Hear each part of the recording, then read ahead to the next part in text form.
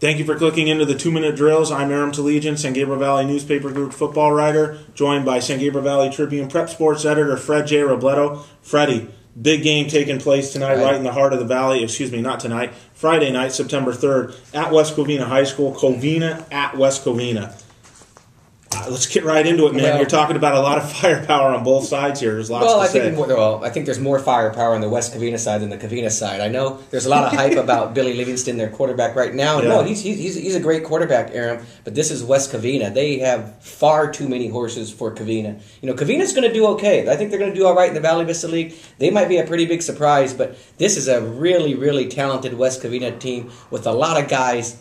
Big guys up front. They've got more running backs, than maybe they have in the entire Valley Vista League. When you look at the guys in the backfield, you got Solomon, B.J. Lee, Charles Tucker, all the guys who can run the football, and you have a third-year returning quarterback, George Johnson, who when he's not throwing the ball can run pretty well too. So while I like Covina in the Mid-Valley Division of the Valley Vista League, and maybe be a surprise in Valley Vista League, maybe they can compete with the San Dimases and the Baldwin Parks. But in this game right here against West Covina, I think they're in over their head. It is a big chunk for Covina to bite off, especially in week 0, first game right off the bat. But they do have explosive players. We're talking about Ramonte McLean, state champion sprinter. He'll be at receiver.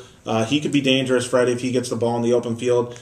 Stud sophomore running back Javontre Ainsworth.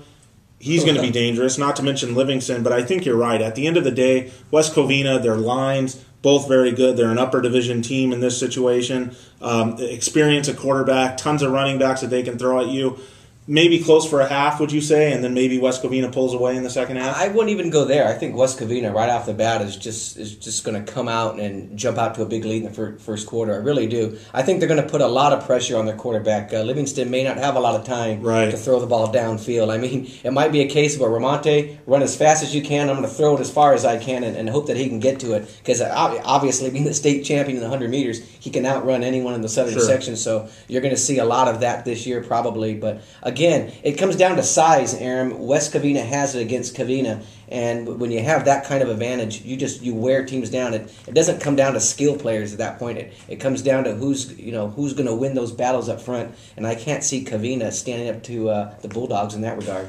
Right, so I think we'll both probably agree this game's going to pay off for Covina down the road. Right. And it'll be a good learning experience. Probably not a game they can win, but don't tell them that. I mean, when you have talent like they have in some of the skill spots, they got to think they have a shot in a game like this. But I agree with you. I'm taking West Covina. A little bit of a disagreement, though. I think the game's close for a half. I think Covina makes a few big plays here or there, but in the end, they get worn out by West Covina. If you're going to set this to a line, what would you set it?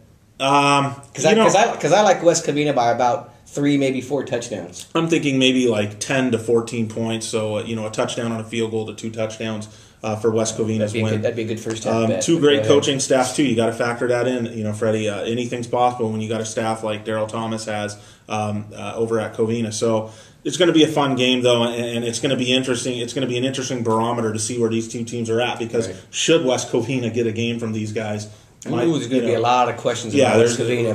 If they don't win this game and win it with convincingly or some kind of swagger, their title hopes in the Southeast Division are going to come into question. At least for a week they will. Right. Okay, so that's it. Friday night at West Covina High. You have Covina taking on West Covina right in the heart of the Valley. Should be a great, great local matchup. Get out there and check it out.